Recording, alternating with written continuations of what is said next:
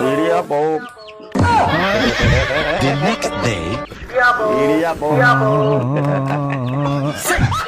என்னைக்கு மாட்டானா செருப்பு கட்டி அடிக்கணும்டா. அடிக்கிறேன்டா அவன மெதுவா. The next day.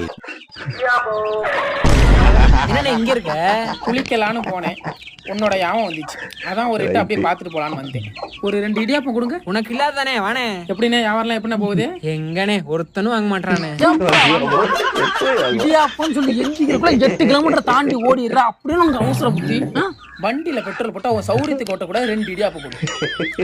அப்படியே அந்த வண்டியை கொடு. இறங்கு இறங்கு. என்னண்ணே பணம் உதைக்க இதை வித்துட்டு வந்து இந்த வண்டியை போ.